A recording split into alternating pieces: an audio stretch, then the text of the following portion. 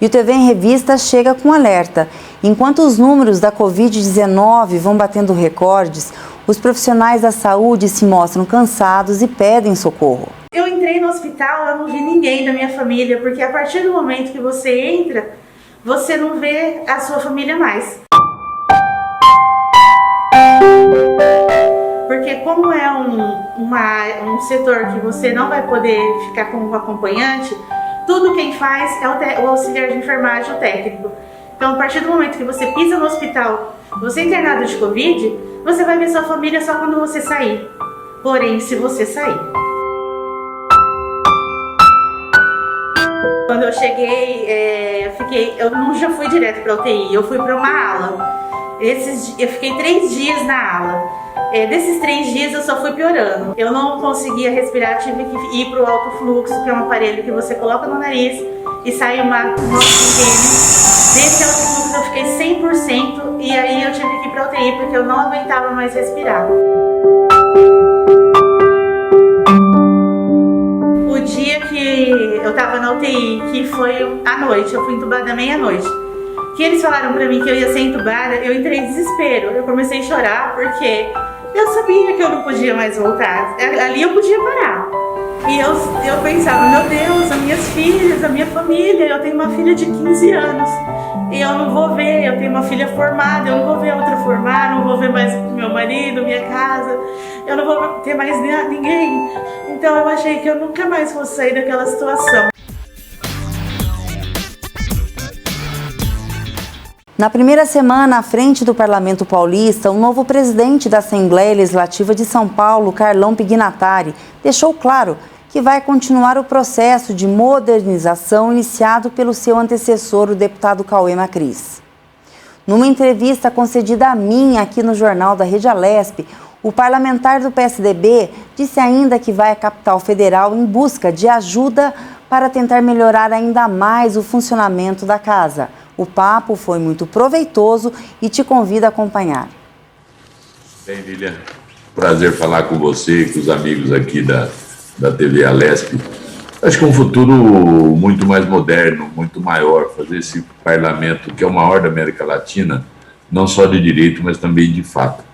Nós temos que fazer algumas discussões em Brasília para melhorar a qualidade dos parlamentos, não só a qualidade dos parlamentares, não, do parlamento. O que é que pode ser feito no parlamento? Qual é a discussão que nós queremos? Alguns exemplos muito claros. Como é que nós podemos discutir o trânsito em Brasília, que é no Denatran, sendo que você tem uma cidade como no Amapá, outra como São Paulo, com as mesmas regras de trânsito? Cada um tem que ser discutido no seu estado. Então, isso nós temos que voltar a fazer.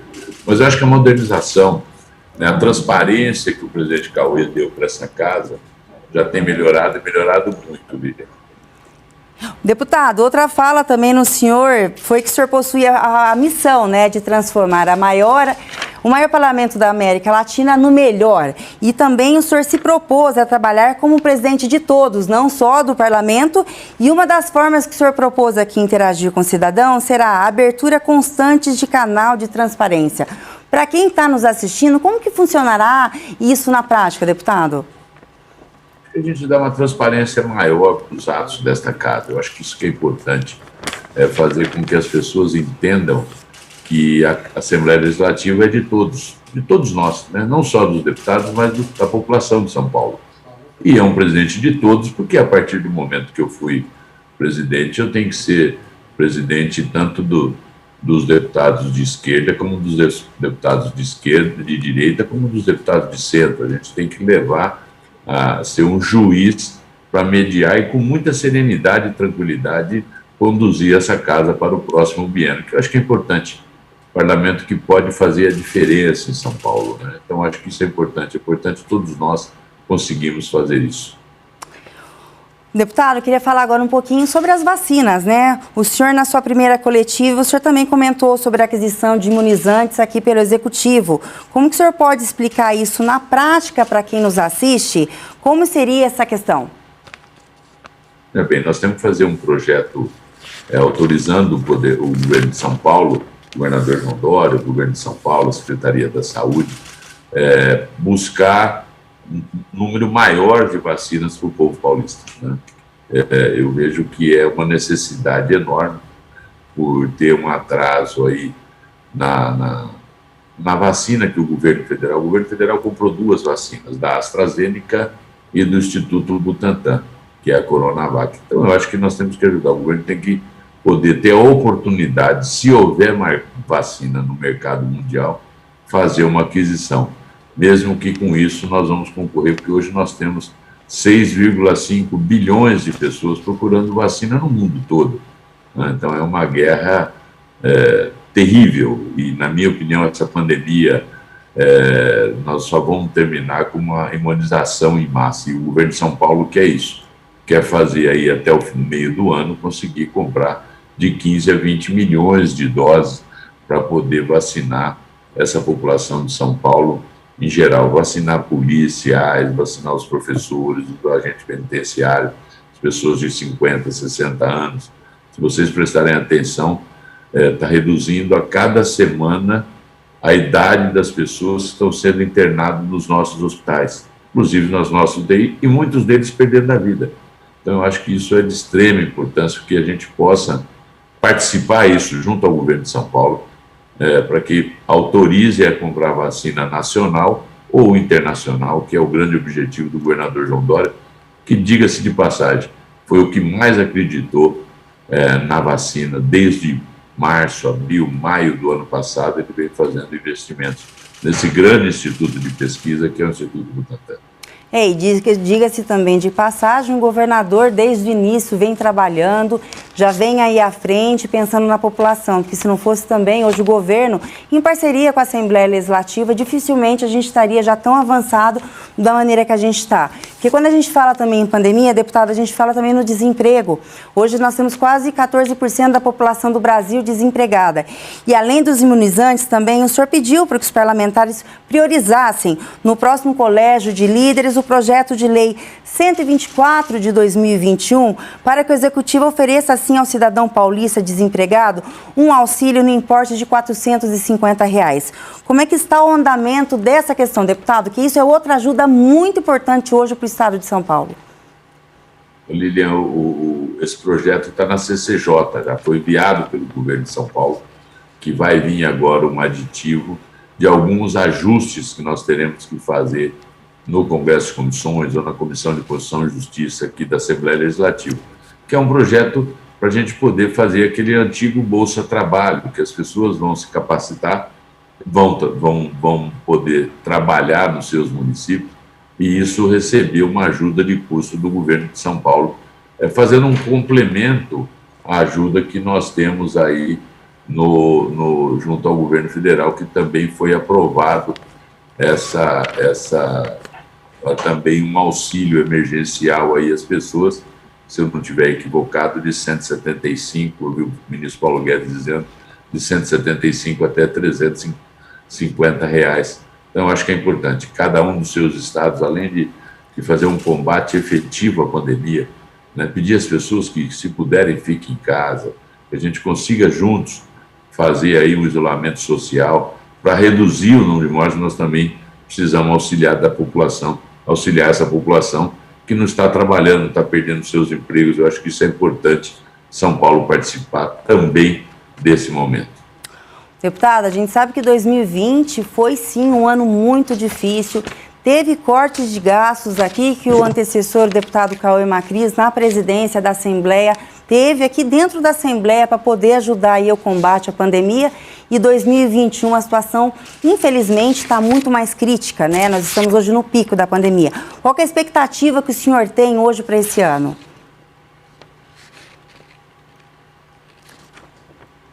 Eu não ouvi o fim da sua pergunta, Lilian. Qual que é a expectativa que o senhor tem agora para esse ano? Porque o senhor assumiu hoje a casa, o senhor é, como presidente, uma responsabilidade gigante, principalmente nesse momento. Qual a expectativa hoje da Assembleia em 2021 aí, para poder estar já participando e ajudando, continuando o trabalho do seu antecessor com o governo do Estado de São Paulo, deputado? Eu acho que o que for possível, eu acho que a Assembleia tem que ser parceira do governo, tem que fiscalizar, cobrar um poder independente, né, mas no que for necessário e for preciso, nós temos que auxiliar, inclusive com redução de despesa, Isso nós vamos conversar no próximo Congresso do Colégio de Líderes, que nós precisamos da anuência de todos os deputados, mas e sim, se for possível, a gente continuar fazendo as reduções que nós fizemos na pandemia do ano passado, que é de extrema importância de exemplo, né, e de gerar recursos financeiros para que a Secretaria de Estado da Saúde possa continuar investindo, né, nos leitos, nos medicamentos, que hoje está uma tragédia, as pessoas estão ficando mais tempo. Então, acho que a Assembleia, nesse próximo Colégio de Líderes, nós vamos poder ter um papel preponderante, né, de mostrar às pessoas que a Assembleia de São Paulo, o maior parlamento da América Latina, está fazendo a sua parte. Com economicidade, com diminuição de despesa, isso é de extrema importância para a população. Com certeza. O antecessor usou vários princípios do direito administrativo e mostrou como fazer gestão. E o senhor, pegando aí, junto com ele, o mesmo raciocínio, vai fazer um trabalho muito bacana aqui na Assembleia. Deputado, para a gente finalizar aqui a sua entrevista, o senhor gostaria de deixar alguma mensagem para o telespectador? O senhor gostaria de deixar alguma mensagem, falar sobre... para a gente dar a finalização.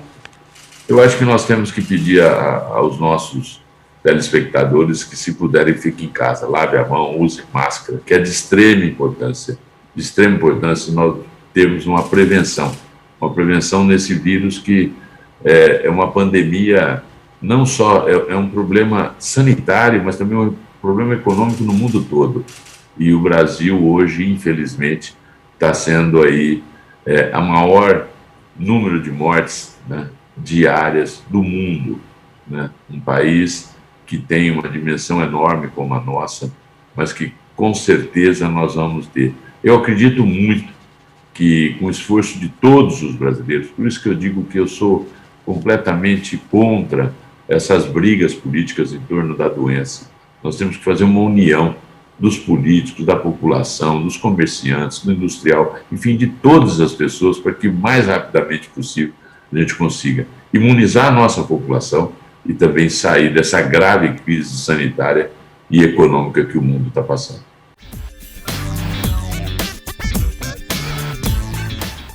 Diferentemente do câncer do adulto, segundo os especialistas, o câncer infanto-juvenil geralmente afeta as células do sistema sanguíneo e os tecidos de sustentação.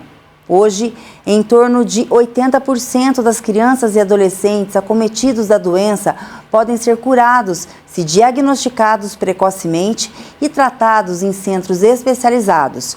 Aqui em São Paulo, a Lei 17.344, que trata justamente do Programa Estadual de Apoio à Oncologia Infantil.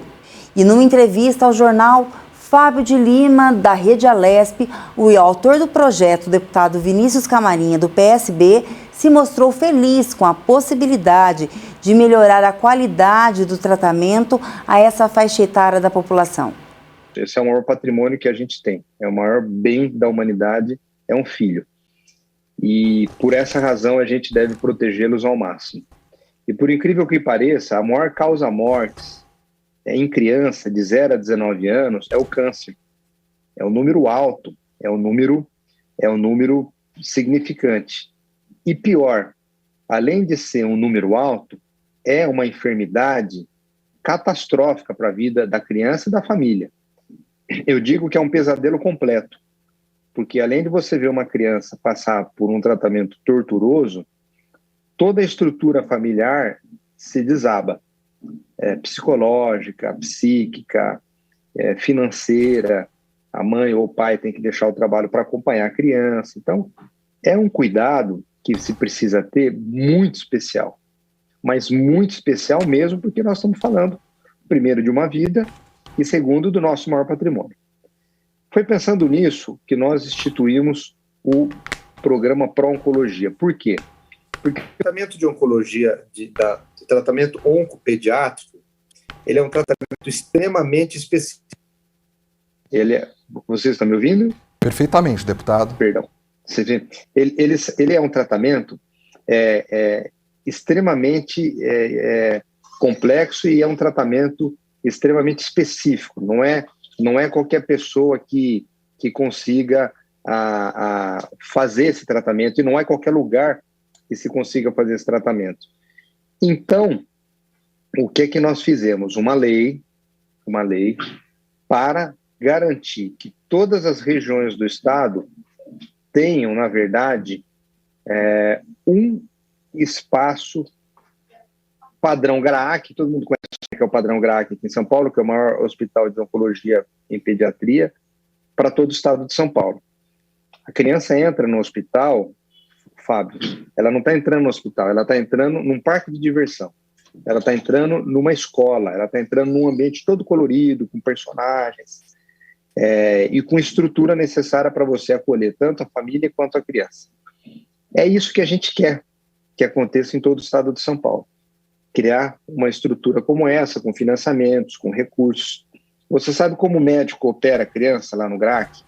Me diga, deputado. Com o personagem infantil ou o super-herói que ela admira. Então, assim, é uma coisa emocionante, sabe? É um atendimento mais humanizado, né, deputado? Muito mais humanizado.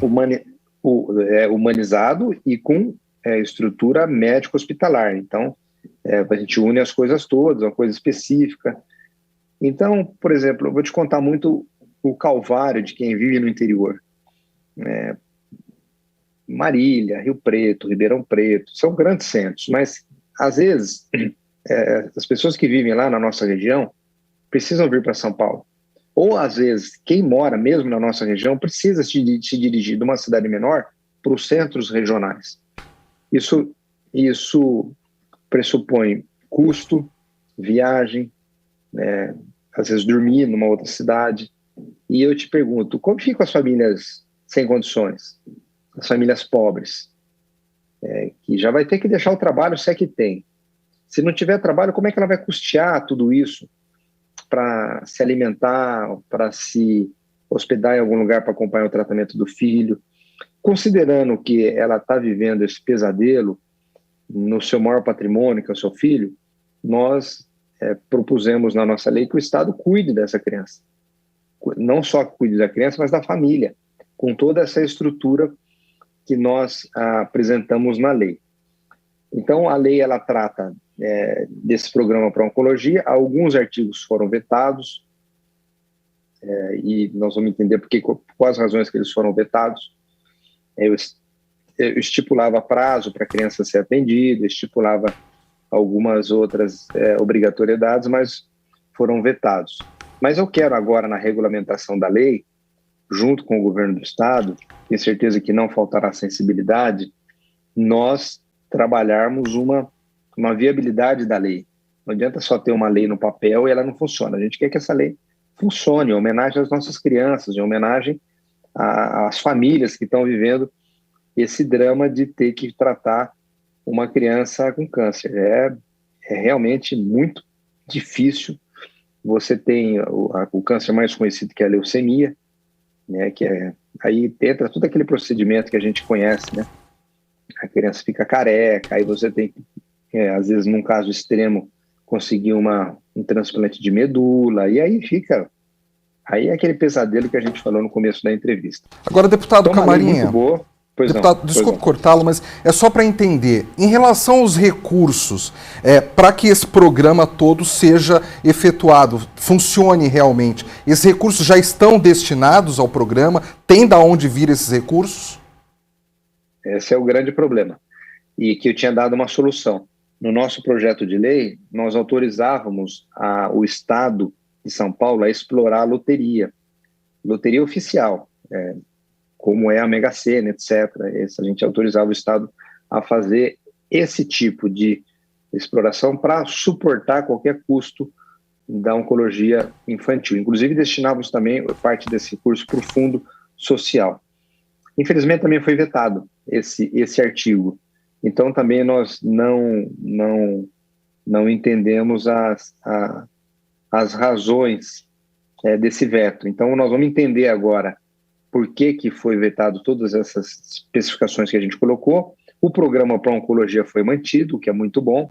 A gente precisa agora entender com o Estado qual é a solução para o financiamento desse programa e o que eles estão pensando nesse trabalho em oncologia pediátrica. A gente tem no estado, Fábio, em todas as regiões, praticamente um serviço de oncologia pediátrica.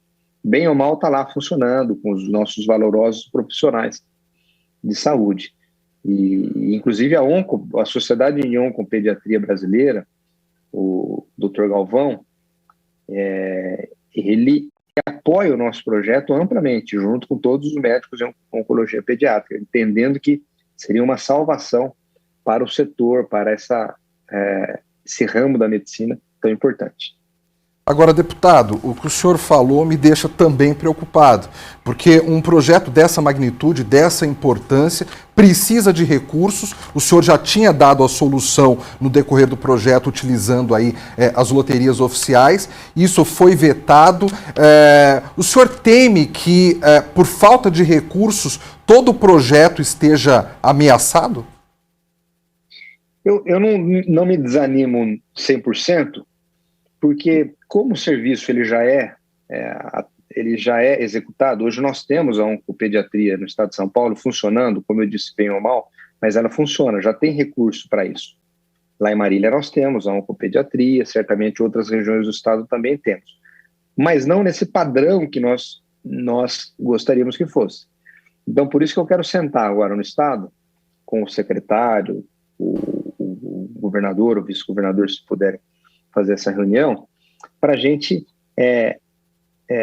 encontrar receita para fazer o pulo maior de atendimento, o pulo melhor, dar um upgrade, né? A gente sair de um certo atendimento para ir para um atendimento VIP para as nossas crianças. O atendimento eu sei que existe, mas é essa logística mais simples. A gente quer essa logística top, padrão primeiro mundo para atender as nossas crianças. Eu tenho esperança ainda, Fábio, tenho esperança que eu consiga dialogar para a gente aperfeiçoar a viabilidade do projeto agora da lei que foi sancionada. Deputado Camarinha, o senhor havia falado que alguns artigos foram vetados. Eu estou vendo aqui que um artigo bem interessante que está no projeto que garante que exames e cirurgias sejam iniciados e realizados no prazo máximo de 5 dias após a requisição médica. Esse artigo foi vetado ou ele continua de pé? Foi vetado. Infelizmente foi vetado. Por que eu coloquei isso? Considerando que nós teríamos o recurso da loteria, considerando que nós teríamos apoio financeiro suficiente, a criança tão logo, quando eu digo inicia em 5 dias, é assim, um primeiro médico já precisa atender essa criança em até 5 dias, entendeu? Sim. Então ela vai lá no posto de saúde, ou vai num clínico geral, o clínico geral encaminha para um oncopediatra. Então, desse encaminhamento do clínico geral até o oncopediatra, não pode passar de 5 dias. Essa é o início do tratamento. Então, esse início do tratamento não poderia passar de 5 dias. Porque já pensou, Fábio, a criança não pode esperar. Qualquer demora num tratamento em qualquer câncer pode ser fatal.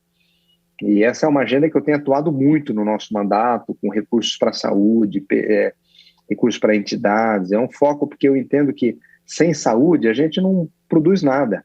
Não produz na educação, não produz nos negócios, não produz numa qualidade de vida boa. Então, a saúde é prioridade, principalmente se tratando do SUS. Quem tem recurso financeiro se vira. E quem não tem, fica dependendo do SUS, que a gente sabe todos os problemas que tem. Eu não tenho prerrogativa, infelizmente, para mudar isso, mas como parlamentar estadual, estou tentando, numa agenda aqui na Secretaria de Estado, fazer, pelo menos na área das crianças em oncopediatria, mudar para muito melhor. Deputado, ainda no mesmo artigo, além por especializados em todo o estado. Em quais regiões essas unidades deveriam ser instaladas e quais os motivos, né, que levaram à escolha dessas regiões? Para o nosso amigo telespectador da TV Assembleia, Fábio, que não está ligado na política ou às vezes não está ligado nos detalhes da vida pública, o estado ele é dividido em regiões administrativas e em regiões de saúde.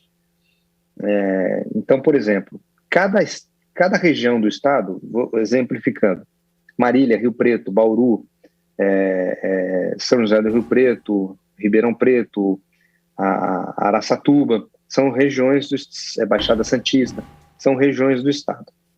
Em cada região dessa, você tem uma regional de saúde, que é a descentralização da Secretaria de Estado. Então, descentraliza saúde, educação, você tem em cada cidade dessa, polo de região, um serviço do Estado. Nós estávamos obrigando na lei, para que cada cidade regional dessa tivesse, no mínimo, um centro especializado em oncopediatria, que é o que nós queríamos num padrão GRAAC, fazer não um centro hospitalar, mas um centro hospitalar referência, com aquele atendimento que eu falei para você no começo da entrevista, com a sensação de que a criança estaria entrando numa escola, num parque de diversão, não no hospital. E eu sei que o Estado já possui, no mínimo, algum atendimento nessas regiões.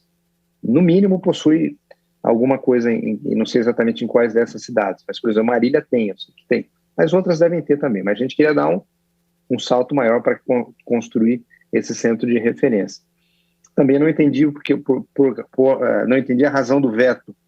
Também quero entender melhor e vou sentar na secretaria para a gente buscar um acordo e tentar a ideia da lei, do projeto sendo executada através de uma ação na secretaria. Deputado, vamos abordar agora um outro ponto, mas ainda continuando na saúde. O senhor preside aquela comissão da vacina aqui na Assembleia Legislativa, né? Eu até acompanhei recentemente um ato solene que o senhor recebeu o presidente do Invest SP. Como é que está a situação da vacina aqui no estado de São Paulo, deputado? Ô, Fábio, essa é a pauta do mundo, essa é a pauta do nosso povo, essa é a estratégia melhor que nós temos para enfrentar a pandemia. Você está acompanhando aí pela imprensa, o telespectador também está acompanhando, eu estou acompanhando os números catastróficos de mortes, 3 mil mortes por dia. Isso vai aumentar porque já não temos leitos mais. Eu vi hoje que o prefeito Bruno Covas assumiu a primeira morte de pessoas que estavam esperando uma UTI. Então, é uma tragédia, O que a gente esperava que fosse acontecer o ano passado, a exemplo que aconteceu na Itália, na Espanha e alguns outros países, está acontecendo conosco agora esse segundo ano da pandemia. E por razão dessa nova cepa, essa nova variante, e em consequência de algumas pessoas que desacreditaram a pandemia, foram para Natal, fazer festa, aglomeração, carnaval, encontro família de final de semana, e aí por diante. Aí casou a tempestade perfeita, nova variante, e essas aglomerações, deu no que deu. E agora, qual é a solução? Vacina, o mais rápido possível. Então, o que é que nós, para ajudar, fizemos? Eu propus uma frente parlamentar pró-vacina para quem quisesse fazer parte desse grupo, aderisse à nossa frente e criássemos um grupo de inteligência, trabalho e planejamento para apoiar as ações do governo do estado, do Instituto Butantan, ou de quem quer que seja, para a gente viabilizar as vacinas. E isso está andando. Nós estamos com uma agenda acelerada, devemos ter em breve uma agenda com o Dr. Calil, do Instituto Incor, que está pesquisando uma vacina 100% brasileira. Fizemos a agenda com a Invest São Paulo. Eu faço parte também, Fábio, representando a Assembleia Legislativa do nosso estado aqui de São Paulo, na Comissão Nacional de Acompanhamento de Vacinação de todas as Assembleias do Brasil, a UNALI. A UNALI fez essa comissão de Assembleias do Brasil. E nós tivemos ontem uma reunião com a Anvisa, foi muito produtiva. A Anvisa passou os detalhes das vacinas que estão lá com pedidos de utilização emergencial. Boas notícias, tem um portfólio de 5 vacinas que em breve poderão já estar disponíveis para a população. A Janssen, da Johnson & Johnson, a Sputnik, porque nós vamos precisar de fornecedor, novas vacinas para ajudar o Instituto Butantan. O Instituto Butantan está produzindo quase 1 milhão de vacinas por dia. É muito, mas para o Brasil todo é pouco. E a gente precisa desse apoio, desse reforço. Se o governo federal lá atrás tivesse aderido ao chamamento das farmacêuticas, em outubro do ano passado, tivesse contratado essas vacinas, certamente hoje a gente teria muito mais de brasileiros e paulistas vacinados aqui. Nós não tivemos isso, e aí nós estamos pagando uma séria consequência por conta dessa atitude. Infelizmente, isso é um fato que a gente precisa reconhecer. Então, agora nós estamos correndo atrás do prejuízo. São Paulo deu a sua contribuição. Se não fosse o Instituto Butantan, se não fosse a persistência do governo de São Paulo, nós não teríamos nem vacina no Brasil. Nem vacina, porque o que nós temos hoje, de cada 10 vacinas aplicadas, 9 é do nosso Instituto Butantan. Com força, determinação do governador, foi em cima, brigou, se indispôs. Você lembra que ficou aquele preconceito por ser uma vacina chinesa, e hoje se mostrou uma vacina completamente eficaz, segura, inclusive contra as cepas novas que nós estamos tendo aqui no Brasil e no mundo, e os dados já estão sendo aí, os resultados já estão sendo aí coletados. Nós não tivemos nenhuma pessoa que precisou ser internada que tomou vacina. Nenhuma. Hoje mesmo eu já falei com o Hospital das Clínicas de Marília, com o Hospital da Unimar, falei com alguns hospitais do estado, procurando essas informações, e os resultados são extremamente favoráveis. Olha que boa notícia, Fábio. As pessoas que tomaram vacina, elas não estão sendo internadas como era o que previa os estudos das farmacêuticas. E o que é melhor, a faixa etária, a primeira vacinada de 90 anos, os idosos acima de 90 anos, nenhum mais foi hospitalizado em razão do coronavírus. Nenhum mais. E era o que mais tinha problema, né? Estava lá, sem dúvida nenhuma, estaria numa situação difícil. Então, esse grupo parlamentar pró-vacina, que eu coordeno, com diversos outros colegas que estão fazendo um brilhante trabalho junto com a gente, São Paulo está sendo pioneira nesse esforço de juntar o legislativo estadual para a gente encontrar as melhores soluções para a viabilidade e a vacina no braço de todos os brasileiros imediatamente.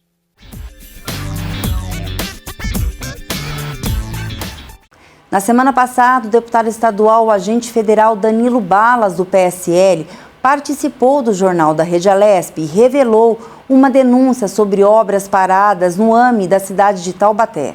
Após uma investigação e colhendo informações também de munícipes, chegamos ao AME, Ambulatório Médico de Especialidades de Taubaté, e também a Rede Luci Montoro, temos um prédio lá. Essas duas unidades estão localizadas no mesmo terreno. De um lado, temos a Rede Luci Montoro, que já gastou mais de 10 milhões de reais e era para ser entregue em 2019, obra paralisada e o teto caindo aos pedaços. Do outro lado, temos o AME de Taubaté. Na fiscalização, nós encontramos o AME praticamente pronto, só falta entregar a chave praticamente ao município. O governo do estado deve gerenciar os atendimentos aí no AME, porém ele está fechado desde o ano passado, quando um secretário de governo foi até o prefeito e fez um vídeo maravilhoso falando que no mesmo ano passado ele seria entregue. Porém, o prefeito não foi reeleito e tudo parou. Hoje nós temos uma obra onde a área da saúde poderia estar sendo atendida lá em Taubaté e região, um prédio muito grande, com certeza ali facilmente uns 60 leitos para atendimento à população, e no fundo temos um grande local até para a instalação de um hospital de campanha, se necessário. Mas precisamos que o governo do estado entregue essa obra do AME de Taubaté, uma região que está com 100, 102, 105% das UTIs dos hospitais lotados. E, por outro lado, cobrando também que a Rede Luci Montoro, que o governo do estado entregue essa obra que atua com pessoas com deficiência. Agora, deputado, eu quero até pegar o gancho nisso que o senhor falou. Quer dizer, a lotação é acima de 100%, correto? Das unidades aí de UTI. No momento que a gente precisa tanto de saúde, precisa tanto de ambulatórios, de hospitais, qual que é a justificativa para esse prédio estar fechado? Eles falam o quê? Falam que falta material humano, falta equipe para trabalhar. E desde quando essa obra deveria ter sido entregue, deputado? Essa obra, Fábio, deveria ter sido entregue em 2019. Aí, no ano passado, houve uma divulgação que ela seria entregue, só que até agora nada. Como eu fiz a fiscalização na semana passada, eu estou já produzindo um documento, cobrando a secretaria respectiva, a Secretaria de Saúde, o governo do estado, para que dê explicações, e também estou enviando documento ao Tribunal de Contas do Estado de São Paulo e representando ao Ministério Público, pois ali há indícios de mau uso do dinheiro público, obviamente, e até indícios de crimes. Então, essa é a nossa atuação, fiscalizando e providenciando que essa obra seja entregue. Até questão, nós estamos pedindo liminarmente que o MP e o Judiciário nos dê uma liminar para que o governo entregue essa obra imediatamente para cidadãos de Taubaté e de toda a região. Taubaté atende municípios vizinhos. E não é lógico, é um absurdo o governador querer instalar um hospital de campanha naquela região, sendo que temos um AME praticamente pronto em Taubaté. E, deputado, nesse momento, o senhor acha que com a pandemia e o número de casos crescendo, o número de óbitos crescendo, a situação lá já é uma situação calamitosa, como é uma situação realmente calamitosa em grande parte dos municípios do estado, do Brasil. O senhor acha que a falta dessa AME, a falta aqui da unidade Lucy Montoro, pode de alguma forma atrapalhar mais ainda e a situação da cidade ficar mais difícil ainda por não ter essas duas unidades que já estão prontas lá? Não tenho dúvida, Fábio. Só lembrando que o AME de Taubaté está pronto e a rede Lucy Montoro está muito atrasada, a obra paralisada. Não tenho dúvida, e vou trazer um outro dado de uma outra investigação nossa na área da saúde também. Não é só o Vale do Paraíba, Baixada Santista, Hospital de São Vicente, já estará nas minhas redes sociais. Quem quiser entrar lá pelo Facebook é Danilo Wallace. Todas as obras e fiscalizações que eu faço como parlamentar estão no meu Facebook. E em São Vicente, temos paralisado um hospital de São Vicente. Então, é um absurdo, Fábio, a quantidade de obras paralisadas pelo governo do estado, 2017, 18, 19, quem deixou de cumprir a obrigação num governo anterior e este governo também, que não deu sequência. Respondem sim os dois por improbidade, o anterior até por crimes, talvez uma fraude em licitações. Então, nós estamos investigando, já temos provas robustas e já entregamos ao Ministério Público, por exemplo, uma investigação de construção de creches, mais uma área onde há desvio de dinheiro do Fundo de Desenvolvimento da Educação. Então, Fábio, é muita torneira aberta da corrupção e a nossa atuação parlamentar é para fechar essas torneiras, obrigar o governo a entregar obras praticamente prontas e tornar esse dinheiro, que esse dinheiro de impostos retorne para a população. Deputado, eu tenho aqui uma informação que o senhor vai se reunir com donos de bares e restaurantes de Sorocaba, acho que ainda essa semana, talvez acho que hoje, né, para falar sobre essa fase vermelha, sobre as consequências disso, sobre possíveis auxílios, né, para que esses estabelecimentos não venham fechar as portas. Fala um pouco sobre isso, por gentileza. Vamos lá, eu já me reuni em várias cidades, vários grupos de donos de bares e restaurantes. A Brasel, a Associação Brasileira de Bares e Restaurantes, fica em São Paulo, na capital. Já tive uma reunião para entender melhor o que a categoria vem sofrendo. Também em Sorocaba, eu já fiz uma reunião, tive contato do que eles estão sofrendo, vários desempregos, vários servidores, funcionários sendo mandados embora. E hoje estou na cidade de Rio Claro. Também fiz uma reunião com representantes de bares e restaurantes. Todos estão desesperados. A fase vermelha piorada do governador João Dória vem atacando essas famílias e o desemprego é geral. Várias lojas quebrando, comércios, bares e restaurantes. O que eu entendo, né, como parlamentar, como cidadão, como membro de uma família que frequenta restaurantes e bares. Eu entendo que o horário de atendimento deveria ser estendido e não um lockdown. Se o comércio abre das 8 às 18, que autorize abrir das 6 da manhã às 10 da noite.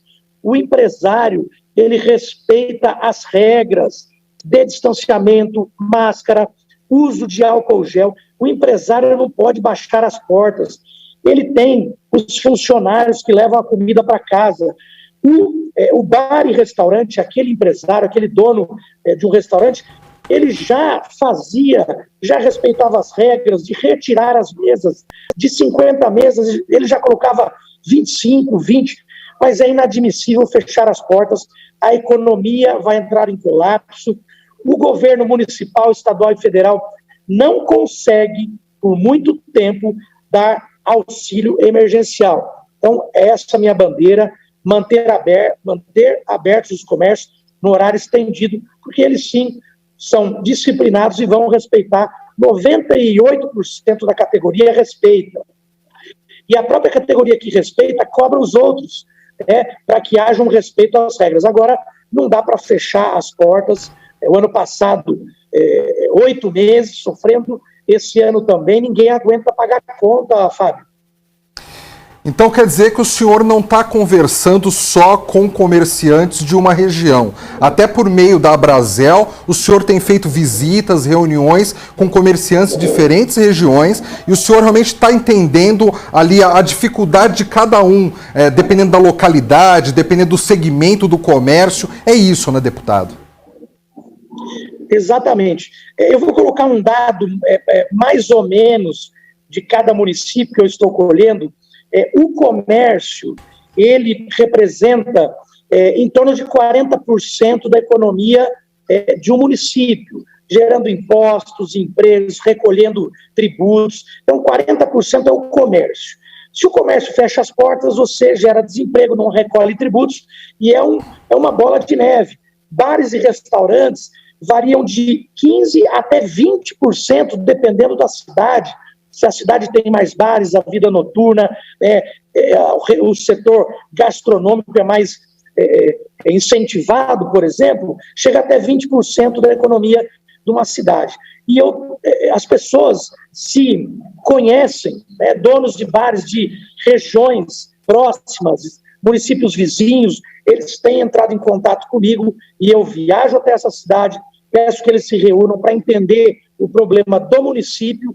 Varia um pouquinho em porcentagem, mas normalmente é esse número que nós temos, de 15% a 20% da economia do município são bares e restaurantes que representam o município aí, esse setor. Então temos conversado sim, além de Sorocaba, que eu sou de Sorocaba, é minha região, minha esposa é de Araras, então aqui do lado de Rio Claro, eu estou atendendo também essa região, Vale do Paraíba, eu tive votos quase no estado todo, embora tenha tido muito menos votos do que campeões aí de bilheteria, eu tive votos em quase o estado inteiro. Então, eu represento a população paulista. Deputado, o senhor já conversou com comerciantes que falaram que infelizmente não conseguem mais ficar abertos, que já fecharam as portas, comerciantes que estão realmente desesperados porque não tinham mais nem como pagar os fornecedores, nem como pagar mais os funcionários? Sim, com certeza. Tem um pessoal que está fechando as portas já pediu linha de crédito, fechou. Nós temos planos que o governo do estado, inclusive ontem, o governador deu um pronunciamento que vai disponibilizar linha de crédito, 55 milhões de reais ao setor, ao comércio. Só que se você entra pelo site do Desenvolve São Paulo, por exemplo, você não consegue acessar o site. 100% das pessoas que eu conversei reclamaram que tem o site, mas não conseguem contato. Então, semana que vem, vou me reunir, pelo menos virtualmente, com o responsável do governo do estado, eu espero que ele me atenda, para entender um pouco mais por que esse sistema milhões de reais que o marketing do governador faz para a população. Por que a população na ponta da linha, né, aquele dono do bar e restaurante, não consegue entrar nem no site, nem ter essa linha de crédito? Então, estamos estendendo a mão e ouvindo, e também reuniremos com prefeitos, com o Estado, se ele me receber, que eu sou oposição ao governador, né, oposição respeitosa, mas eu sou oposição ao governo do Estado de São Paulo, que tem feito o pior governo de toda a história do Estado de São Paulo, o governador João Dória. E tenho acesso também ao governo federal para trazer respostas à população do Estado de São Paulo que está abandonada.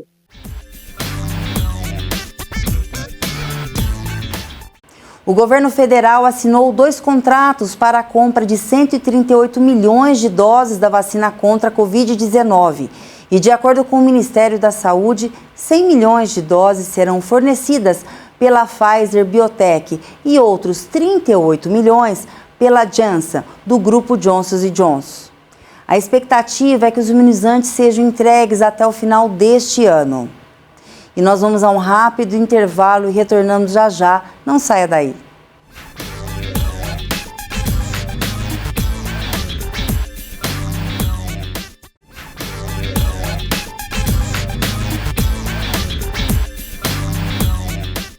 A Lei 17.343 de 2021, que institui o Dezembro Verde no Estado, foi aprovada em dezembro de 2020.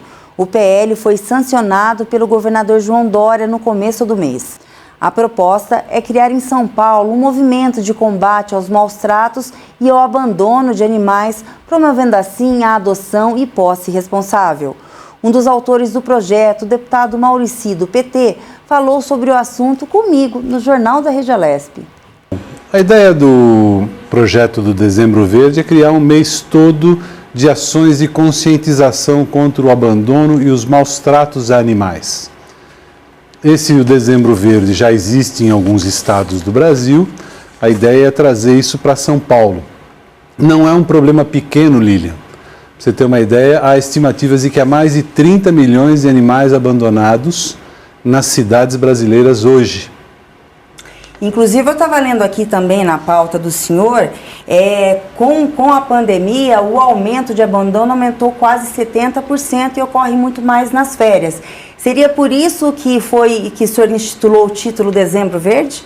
Na verdade, é exatamente isso. É dezembro porque é o mês onde, tradicionalmente, o abandono dos animais aumenta. Em geral, por conta das férias, as pessoas, algumas delas viajam e, ao viajarem, ao invés de dar um destino ao seu animal, simplesmente os deixam pelas ruas. Sim, e o mês escolhido, né, como o senhor acabou de dizer, não foi por acaso. E o senhor tem a autoria do projeto e também quem teve a participação nesse projeto foi o deputado Alex de Madureira. Como o senhor chegou e como vocês chegaram na finalização do projeto? Não, é uma parceria, é uma coautoria, mas ela não acontece ao mesmo tempo, Lilian. O deputado Alex Madureira tomou a iniciativa de apresentar o projeto. Mas aqui na casa são 94 deputados. Se você simplesmente protocolar o projeto e deixar ele lá, a tramitação acaba demorando muito e muitas vezes o projeto nem sequer é apreciado no seu mandato. O meu papel foi outro. O meu papel foi destacar esse projeto e acelerar a sua tramitação, assinar como coautor e acelerar a sua tramitação. Então foram papéis diferentes, em momentos diferentes, mas ambos foram muito importantes para que esse projeto virasse uma lei. A gente sabe que a campanha Dezembro Verde ela já existia, né? E agora ela passa a fazer parte, sim, do calendário oficial. Qual que é agora o papel do Legislativo no apoio à causa animal, deputado? Então, na verdade, o nosso papel nesse primeiro momento é seguir nessa campanha. Então, o meu propósito agora é dialogar com câmaras municipais em todo o estado de São Paulo para que esse projeto seja aprovado, vire lei municipal em vários municípios e, de preferência, em todos eles. Por quê? Porque, fundamentalmente, é uma questão de conscientização, correto?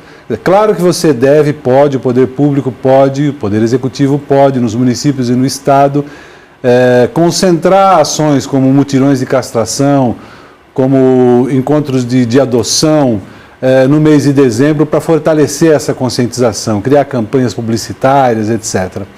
Mas nós precisamos envolver as câmaras municipais, precisamos envolver os protetores todos do estado de São Paulo para fortalecer esse processo de conscientização. Porque sem que as pessoas tomem consciência, Lilian, o abandono e os maus tratos vão continuar. É crime maltratar animais, deve ser denunciado e pode ser punido. Mas se as pessoas não tomarem consciência, o problema vai continuar. O senhor acha que nessa pandemia, como teve esse aumento aí de abandono, o senhor acredita que foi por causa da situação financeira da população? Ou isso já era previsto a cada vez o aumento do abandono dos animais? Eu sou adepta, eu amo bichinho, tenho 4 na minha casa, todos adotados. E eu também, se eu ver alguém abandonar um bichinho ou maltratar, eu perco até a linha, viu, deputado? Qual que o senhor, mesmo com a pandemia, o senhor acha que vai conseguir aí fazer um bom trabalho e correr atrás dos municípios para as pessoas já se conscientizarem e ter acesso a essa lei? É preciso fazer isso, Lilian. Você sabe que algumas pessoas no meu Facebook falam: deputado, está preocupado com bicho, não está preocupado com as pessoas que estão abandonadas na rua. Nós estamos preocupados com todos e todas. Vida, qualquer que seja ela, importa. Nós precisamos ter essa consciência. É claro que me preocupo com o bem-estar das pessoas. Política é para isso, mas toda a vida importa. Uma coisa não justifica a outra.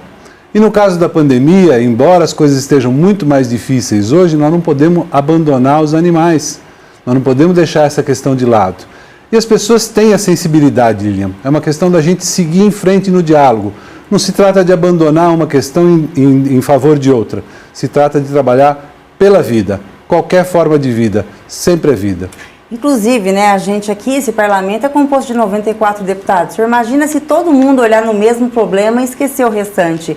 E a gente está trabalhando com vida. O senhor está de parabéns aí com esse projeto, porque o animal também, ele é vida, ele é um ser humano, ele é filho de Deus, e ele também merece que as pessoas olhem com ele com mais respeito e carinho. Deputado, parabéns. Obrigado, Lilian. Vamos falar um pouquinho da eleição que aconteceu agora segunda-feira aqui na casa com a nova mesa diretora, na qual elegeu o Carlão Pignatari como presidente da Assembleia Legislativa, o primeiro secretário Luiz Fernando Teixeira do Partido dos Trabalhadores e o segundo secretário Rogério Nogueira. Qual a expectativa para o senhor com essa nova mesa? A expectativa é que ela siga dirigindo os trabalhos da casa e que a Assembleia Legislativa ocupe cada vez mais um espaço de protagonismo na direção do Estado de São Paulo. Ela não pode ser uma casa subordinada ao governador do Estado, qualquer que seja ele. E nesse momento de pandemia, Lilian, nesse momento onde a vida das pessoas e dos animais sofre um baque terrível, nós temos quase 3 mil mortos hoje no Brasil, no dia de ontem. São Paulo hoje, se fosse um país, já seria o 3º país com mais mortes diárias em decorrência da Covid. Então esse é um momento onde o enfrentamento a essa situação triste, desoladora, exige do Legislativo um papel de protagonismo. Nós precisamos tomar aqui iniciativas que empurrem o governo do Estado a ser mais efetivo no combate à pandemia, no combate ao abandono das pessoas, além dos animais, não é? E auxílio à sociedade como um todo. Não basta um auxílio emergencial para as pessoas e para os trabalhadores e trabalhadoras. Nós precisamos olhar também para os empreendedores e empreendedoras, para as atividades econômicas. Precisamos olhar, por exemplo, para o pacote de medidas que foi tomado pelo governo do Pará, que é muito mais abrangente do que tem sido feito aqui em São Paulo. Eu tenho essa expectativa em relação ao presidente Carlos Pignatari. É um político, é um gestor experiente, foi prefeito de Votuporanga, como eu fui prefeito de Franco da Rocha. Ele sabe muito bem como fazer isso, como tomar esse protagonismo e como fazer esse contraponto ao governo do Estado. O presidente da Assembleia é do mesmo partido que o governador, mas isso não significa uma relação de vassalagem. Sim, sim, sim. Inclusive, na primeira fala do presidente, ele falou, sim, que ele quer transformar essa Assembleia, que hoje é uma das maiores da América Latina, na melhor. E fazer uma parceria, sim, com o governo, porque hoje vocês andando junto, pensando igual, o resultado aí para a pandemia vai ser muito melhor. Inclusive, a Assembleia ela vem se colocando à frente aí, ajudando o governo e ajudando a população. O senhor acha que o governo hoje ele falha um pouco no tocante à pandemia ou ele está tomando medidas coerentes? Ele está tomando medidas coerentes. O governador mostrou muita sensibilidade, por exemplo, em relação a essa vacina. Agora, tudo isso tem sido insuficiente. Nós precisamos avançar mais, precisamos ousar mais. Esse é o momento em que o Estado, a população, a sociedade precisa de ousadia dos seus governantes. Eu tenho muita confiança no espírito público do deputado Carlos Pignatari, no sentido de pressionar, buscar sensibilizar e, às vezes, quando necessário, mostrar ao governador caminhos que talvez ele não esteja vendo para o enfrentamento da situação muito difícil que o Estado de São Paulo se encontra. Deputado, com essa nova mesa diretora, o senhor acredita que terá mais projetos aprovados? O senhor já tem um planejamento de ação aqui para 2021 referente ao seu trabalho? Nossa expectativa é que sim. Nossa expectativa é que a gente possa trabalhar mais, aprovar mais projetos, debater melhor as questões, ocupar mais os espaços para que a sociedade passe a confiar cada vez mais nos seus representantes, fortalecendo assim a democracia, que anda em risco nos dias atuais. A economia brasileira caiu 4% em 2020 e a inflação fechou em 4,5%, a maior alta desde 2016. Segundo vários especialistas, a turbulência foi acentuada com a crise do novo coronavírus. E para entender melhor o tema, o Jornal da Rede Alesp entrevistou Hugo Garbi, que ele é economista e professor de finanças. Vamos acompanhar. Em 2020, houve duas variáveis importantes que contribuíram de forma significativa para o aumento da inflação. O primeiro ponto a destacar é a estratégia de política monetária do governo. Então, o governo ele teve uma estratégia de política monetária para reduzir de forma sistemática as taxas de juros ao longo do tempo. De uma forma geral, na economia, quando você reduz as taxas de juros, há um incentivo natural à tomada de crédito e ao consumo. Então, no final do dia, essa estratégia ela é importante também para aumentar a capacidade empreendedora, uma vez que o capital ele não tem a mesma rentabilidade que ele teria no mercado financeiro. E o consumidor, o agente econômico, ele vai procurar outra forma de rentabilidade do seu capital, do seu dinheiro. Outra variável importante foi, sem dúvida, o auxílio emergencial. O governo ele injetou em 2020 mais de 500 bilhões de reais na economia por meio do auxílio emergencial. Esse auxílio ele tem um efeito importante na economia, uma vez que ele volta em grande parte como consumo direto feito pela população. É o que nós economistas chamamos de efeito multiplicador, o efeito do consumo direto na contratação de serviços e no comércio local, e que também tem um efeito inflacionário, ou seja, essas duas variáveis combinadas, elas contribuíram sim para o incremento da inflação em 2020. Doutor, explica um pouquinho também para quem está nos assistindo, como é que a Selic ela pode influenciar no aumento da inflação? Olha, o aumento da taxa Selic, sem dúvida, é um importante instrumento de política monetária para a contenção da inflação. Porque o que os economistas chamam de política monetária contracionista. Então, ela funciona essencialmente no aumento das taxas de juros básicas, que vão ter um reflexo, de uma forma geral, em toda a economia. Quando o consumidor for parcelar um automóvel, um eletrodoméstico, ou até pegar um empréstimo no banco, com as taxas de juros mais altas, o governo ele desincentiva o consumo. Então, com uma queda no consumo, naturalmente, com uma taxa de juros mais alta, há sim uma menor pressão inflacionária. Por outro lado, é importante destacar, e nós sabemos que há um descolamento do nível da taxa Selic com as taxas de juros cobradas pelos bancos ao consumidor final. Então, esse remédio, entre aspas, de aumentar a taxa Selic, ele teoricamente não teria um efeito imediato no consumo e na inflação. Ao longo do tempo, sim, nós sentiríamos uma redução da inflação conforme o Banco Central e o governo federal aumenta as taxas de juros como um todo. O senhor falando em governo federal agora, qual que é o posicionamento do senhor em relação às atitudes que o governo federal vem tomando em relação à pandemia e juntamente com a economia para poder estar se sustentando? Qual que seria a posição do senhor referente à postura hoje do governo no geral da nossa economia? Doutor? Olha, o governo federal, assim como grande parte das economias do mundo, ele se posicionou no início do governo como um liberalista. né? Então, o liberalista econômico, ele geralmente não intervém de forma profunda na economia. Ele deixa as entidades econômicas se autorregularem. Mas num momento como esse, com uma pandemia e uma crise econômica mundial, o governo ele agiu, no meu ponto de vista, de forma correta ao injetar mais de 500 bilhões de reais na economia, ajudando a população da forma como o nosso orçamento, o orçamento brasileiro, permitiu. Então, em termos econômicos, o governo brasileiro ele não tinha muito mais o que fazer. Então, ele ajudou na medida do possível, de acordo com o orçamento que nós tínhamos, a população. Houve também uma extensão do auxílio emergencial para mitigar os efeitos nefastos da crise que nós estamos vivendo. Doutor, a gente sabe que um dos principais destaques de aumento aí em 2020 foi o aumento dos produtos da cesta básica. O senhor acha que as famílias mais vulneráveis, elas podem esperar ainda esse ano uma baixa de novo do preço dos produtos da cesta básica ou não?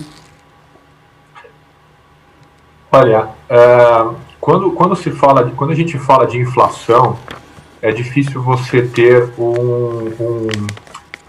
uma retração de preços. Então, se você tem um aumento da cesta básica, é difícil que os supermercados, o varejo, por exemplo, diminua esse preço. A gente sabe que isso é muito difícil de acontecer. O que pode acontecer com a retomada da economia, e o que geralmente acontece, é um aumento do poder de compra do consumidor. Então, com a retomada da economia, a gente sabe que a estimativa do PIB para esse ano é de 3,21% de crescimento. A gente hoje tem uma perspectiva boa com o andamento da vacinação, ou seja, o governo federal fazendo a parte dele em termos de vacinação, a gente tem uma perspectiva boa. Isso leva um incremento da renda da população, emprego-renda, e também equilibra o poder de compra do consumidor. Então, resumindo, é muito difícil que o preço caia, mas é natural que o poder de compra do consumidor, com a elevação do poder de renda e de consumo, aconteça ao longo do tempo. A gente sabe que a pandemia, doutora, ela é considerada a maior crise econômica hoje já registrada no país. E com isso, quanto tempo que o senhor acha que o Brasil ele poderá ter chance de voltar a crescer? Existe essa possibilidade para iniciar esse ano, em 2022, ou a longo prazo aí para poder respirar de novo e conseguir tampar o surto, o rombo econômico que a pandemia vem causando?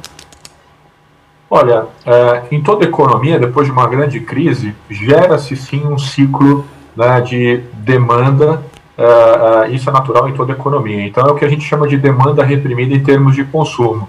São aqueles bens que nós deixamos, as famílias deixam de comprar ou esperam a crise passar para adquiri-los. Os investimentos que as empresas também esperam fazer depois que a crise passar.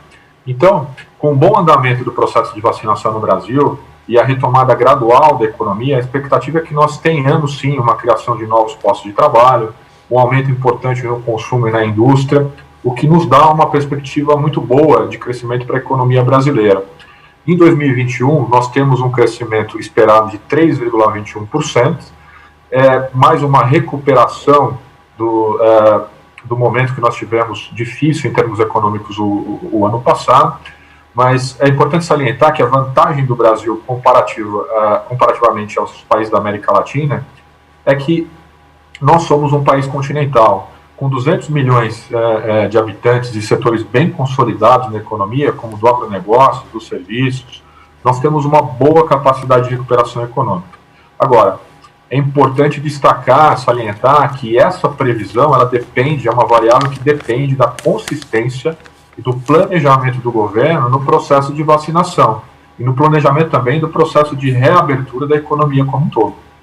Quando a gente fala em governo federal, a gente sabe, em outros veículos de comunicação, que está tendo muita incoerência de decisões de governos estaduais com o governo federal. Isso atrapalha o crescimento também da economia e acelera a inflação ou não, doutor? Olha, falando um pouco das decisões locais, é natural que se a gente considerar só a variável econômica, né, quando você tem comércio fechado, quando você tem pessoas que não têm condição de gerar renda e de trabalho, isso tem um impacto, sim, econômico profundo. Né? Então, esse desalinhamento do governo federal com os estados, o ideal seria uma convergência e um ponto de equilíbrio entre economia e saúde. Né? Nós sabemos que nós vivemos uma pandemia, um momento crítico em termos de saúde, com a perda de muitas vidas. A gente não tem como desconsiderar esse momento, todos os cuidados que nós devemos ter, né? Mas é importante, sim, ouvir o Ministério da Economia, ouvir o planejamento econômico do governo federal e ter, no mínimo, um diálogo para que a economia não se prejudique ainda mais. Quando a gente fala em auxílio emergencial, que a população teve até no mês de dezembro, que deu um arranque aí na economia, depois foi o corte, o governo federal ainda, a senhora acha que ele possui fôlego orçamentário para continuar aí concedendo esse auxílio emergencial? E o auxílio emergencial também ajuda com uma aceleração da economia, doutor? Sim ou não? Olha, o auxílio emergencial, sim, auxilia muito a condução da economia, tá? O governo, ele já está no limite em termos de orçamento para ajuda do auxílio emergencial. Olha, nós estamos falando de 500 bilhões de reais. Para o orçamento do país, para o orçamento do Brasil, é muito dinheiro. Então, o que a gente tem que levar em consideração, muita gente fala que, olha, o auxílio emergencial é pouco dinheiro, não dá para fazer muita coisa, mas, de uma forma geral, é um auxílio emergencial responsável. Né? Então, eu entendo que tem de ter, sim, a responsabilidade fiscal.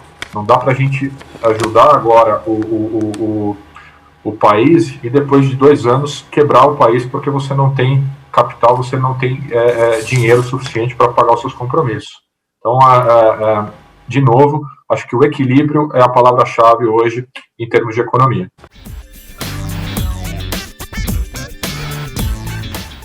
O governador de São Paulo sancionou a Lei Estadual de Liberdade Religiosa, inédita no país e uma das pioneiras no mundo. A Lei 17.346 de 2021 regulamenta o princípio constitucional do livre exercício do direito à crença em território paulista. Além disso, a nova lei também estabelece multas de até R$ 87 mil a casos comprovados de perturbação de cerimônias e cultos religiosos, vandalização de símbolos sacros e discriminação em escolas, como o uso de trajes religiosos. E numa entrevista ao Jornal da Rede Alesp, a deputada doutora Damares Moura, do PSDB, falou sobre o tema.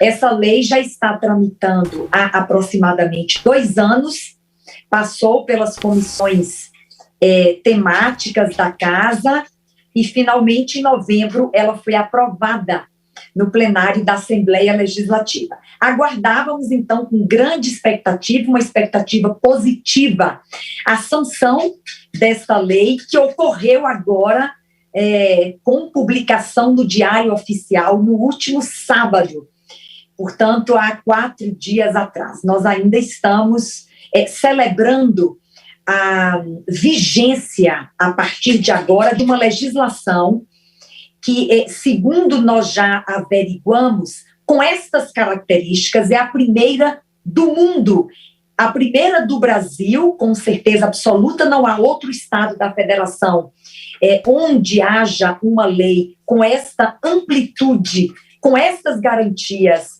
não é? E com este nível de inclusão do direito de todos. Não é? Portanto, Fábio, foi um trabalho muito criterioso, que partiu de uma escuta ampla de especialistas, de juristas, de líderes religiosos das mais diversas tradições aqui no estado de São Paulo, para que, de fato, nós tivéssemos uma legislação que é vanguardista, que é inovadora e que é inédita no Brasil, mas que, principalmente, ela pudesse alcançar efetivamente a garantia do exercício à liberdade religiosa de todos os cidadãos, independentemente da sua tradição, e em todos os lugares. Né? Então, esta lei, ela institui a Lei Estadual de Liberdade Religiosa e, repetindo o que já falei, ela garante o exercício do direito nos mais diversos espaços de convivência humana. Então, nós estamos falando de liberdade religiosa nas relações de trabalho, liberdade religiosa nas relações estudantis, religiosa, inclusive o acesso, não é, a cargos públicos, inclusive em carreiras militares, liberdade religiosa ou a não confessionalidade do Estado e a liberdade religiosa nas escolas, no sentido de que o ensino religioso ele não ofenda a diversidade religiosa, não é? Além de tratarmos, inclusive, do direito que os pais têm de educarem seus filhos menores segundo a sua crença religiosa. Então, é uma lei bastante ampla, além dos aspectos conceituais e principiológicos, garantidores da escolha religiosa,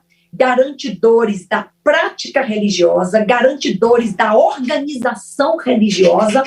Nós estamos falando aí, então, da liberdade de templos, e tudo aquilo que envolve, não é, a organização religiosa, além de criar sanções administrativas para toda espécie de intolerância, discriminação e tudo aquilo que impede o livre exercício e pleno exercício da liberdade religiosa de todos.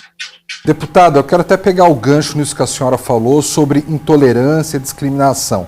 Ou seja, a partir do momento que essa lei está sancionada, alguém que manifestar-se intolerante a alguém que tem uma prática religiosa diferente da dele, alguém que discriminar outra pessoa porque ela tem uma prática religiosa diferente da dela, essa pessoa está cometendo um crime, caso faça isso no estado de São Paulo, correto?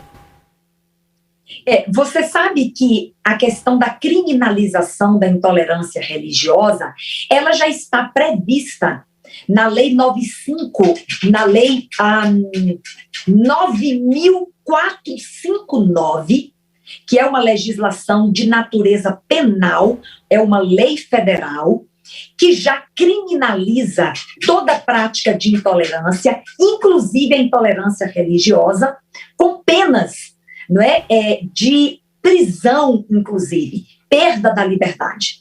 Então, a legislação estadual, como o deputado estadual, ele tem uma limitação de competência para legislar, naturalmente, eu não podia criar nesta legislação uma penalidade de, por exemplo, restrição de liberdade. Não. Mas ela contém um capítulo, que é o capítulo 11, que trata das violações à liberdade religiosa e cria sanções, Fábio, de natureza administrativa.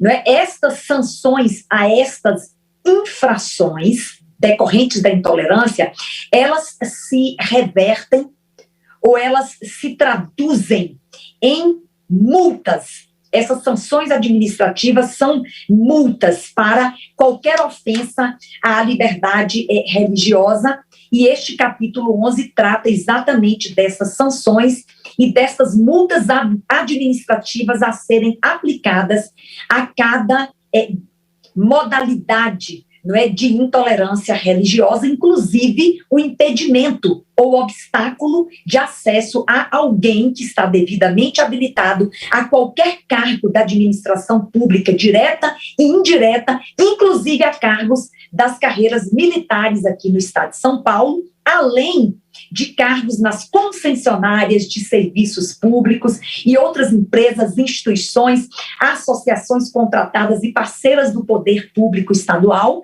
não é? Desde que estas práticas sejam de impedimento ou obstaculizando, não é, a prática religiosa de qualquer cidadão.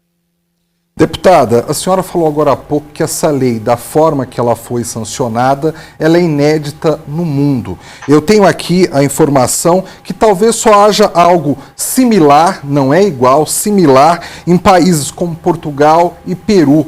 A senhora acha até que por ser uma lei tão completa, tão bem direcionada, que ela pode servir de parâmetro para uma lei federal, algo que valha para o país inteiro no futuro próximo? Fábio, esse é o objetivo, não é? É claro que o objetivo primeiro é atender o povo de São Paulo e garantir-lhes o direito pleno e amplo à liberdade religiosa. Não é? Mas associado a este objetivo principal está também, não é, o desejo de que essa lei ela possa ser, tenha este caráter, não é, didático, tem este caráter exemplar para que outros estados da federação e, por que não, outros países do mundo, não é, possam também adotar os parâmetros trazidos por essa legislação. Só lembrando, Fábio, você mencionou aí a legislação de Portugal e do Peru, exatamente, está correta a informação, inclusive a aprovação da legislação no Peru, eu pude acompanhar, foi no ano de 2010, eu tenho um bom relacionamento com congressistas daquele país, especialmente o congressista que foi o autor da legislação, o doutor Júlio Rosas, não é? E é uma legislação muito importante, mas volto a repetir, nós conseguimos ampliar, não é, a nossa legislação de São Paulo para abordar dimensões da liberdade religiosa, inclusive aquela presente nas relações domésticas e intrafamiliares, Fábio, porque há muita violência doméstica, resultado da intolerância religiosa, e como eu também cuido do tema do combate à violência doméstica, que na LESP é bandeira do meu mandato, nós ampliamos essa interpretação do direito à liberdade religiosa para que, de fato, ele esteja garantido em todos os espaços de convivência humana, não só em espaços públicos, onde as pessoas frequentam coletivamente os espaços, mas que o direito individual e em espaços privados, não é? Onde ninguém, às vezes, tem acesso, que ele também esteja ali garantido, e se houver qualquer denúncia desta natureza, há um direito exercido de forma privada e individual, que também seja objeto, não é, das sanções administrativas previstas nesta lei.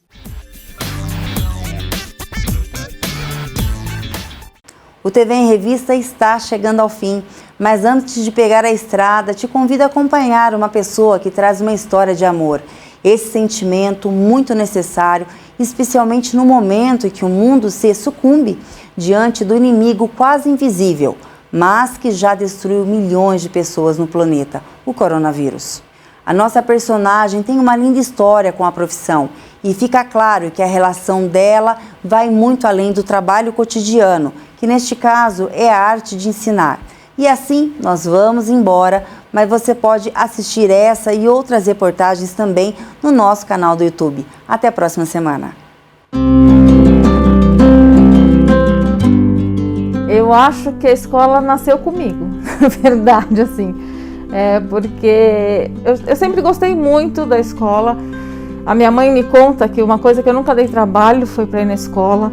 Eu sempre brinquei, minhas bonecas eram os meus alunos. Então a escola sempre foi importante para mim, acho que desde pequenininha. E foram valores que meus pais passaram para mim também, o valor da importância da escola. O papel da escola é estar junto com a família na formação do indivíduo. Quando eu entrei na pedagogia, eu fui fazer a matrícula. Na fila da pedagogia, tinha uma menina que quis trocar comigo. Troca comigo, ela queria que eu fizesse EDAC, que era Educação para Deficientes de Comunicação. Aí eu falei, nossa, deve ser super legal, só que era de tarde. Eu falei, não vou estudar de tarde. Aí vem os 17 anos falando mais alto, né? Falei, com 17 anos, não quero estudar de tarde, nem pensar. Fui fazer minha pedagogia, que eu amei. Depois, acabei a psicopedagogia e entrei nessa, e fiz a faculdade, né? Para surdos. E aí eu descobri o surdo, né? Eu tinha contato na aula, no começo eu tinha um pouco, eu falava, meu Deus, como que eu vou me comunicar? Tinha muito, né, você acha que você não vai conseguir, porque a barreira da comunicação é muito complicada. E quando eu resolvi fazer a DAC, daí eu fui fazer um curso de Libras. Mas a gente aprende a Libras no dia a dia, é como uma língua, né? Você vai aprimorando no dia a dia. E aonde eu fazia faculdade, eu comecei a fazer estágio lá mesmo, eu comecei a trabalhar. Foi um propósito de vida, é o meu propósito, é ensinar. As pessoas falam, você quando fala da sua profissão, seu olho brilha.